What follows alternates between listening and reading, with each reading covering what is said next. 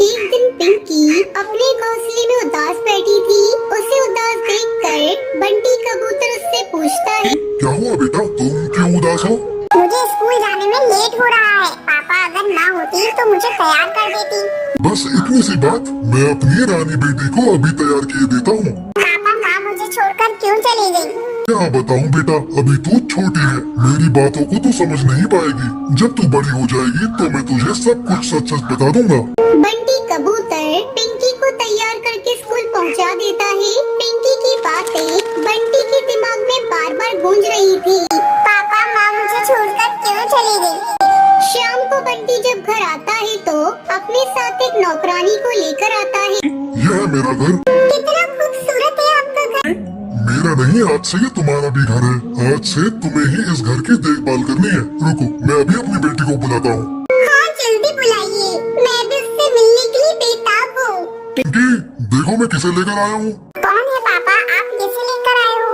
ये तुम्हारी आंटी है, आज से तुम्हारी ये देखभाल करेंगी। कितनी प्यारी बच्ची है। आओ बेटा, मेरे पास आओ।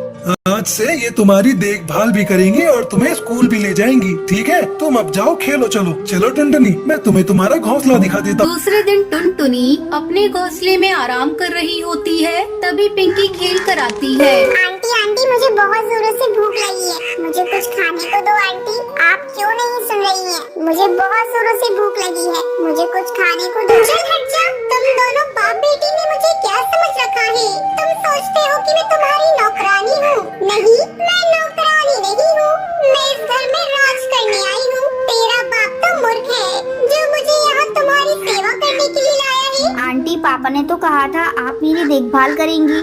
मूर्ख, मैं तुम्हारी देखभाल तेरे बाप के सामने ही करूंगी।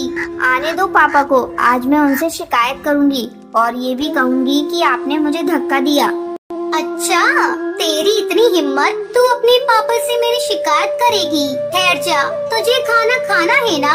मैं तुझे अभी खाना खिलाती हूँ। टुनटुनी किचन में जाती है और वहाँ से मिर्ची का पाउडर उठाकर लाती है। ले खा, खा तू, तुझे भूख लगी है ना? खा ले, जी भर कर खा ले।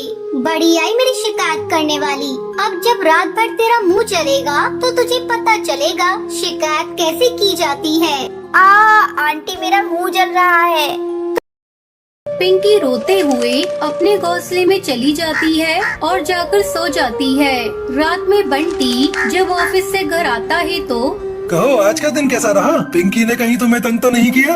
अरे नहीं नहीं, बहुत प्यारी बच्ची है, बहुत शांत रहती है।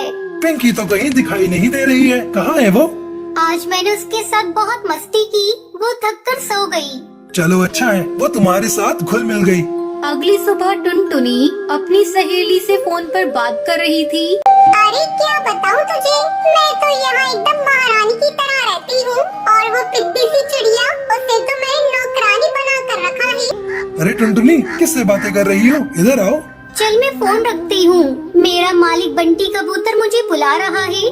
देखो टुनटुनी, तू पिंकी को तैयार करके समय पर स्कूल भेज देना, मैं ऑफिस जा रहा हूँ। हाँ ठीक है, मैं उसे भेज दूंगी। थोड़ी देर बाद, अरे पिंकी, तू यहाँ बैठी बैठी टीवी देख रही है, चल जा जाकर मेरे लिए गर्म पानी कर।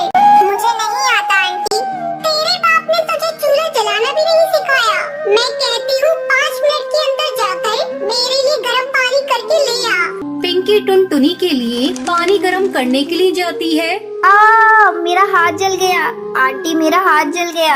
ये चिड़िया ना हर समय मुसीबत में मुझे डाल देती है। अब मैं क्या करूं? बंटी देखेगा तो मुझे बोलेगा। बंटी कबूतर काम से घर आता है। जब वो पिंकी के रोने की आवाज सुनता है तो दौड़ा दौड़ा किचन में जाता है। पिंकी, ये तूने क्या किया? तेरा हाथ कैसे जल गया? टुनटुनी, तुम क्या करती रहती हो? मैं तो तुम्हें पिंकी की देखभाल करने के लिए लाया था। तुम अभी के अभी मेरे घर से निकल जाओ।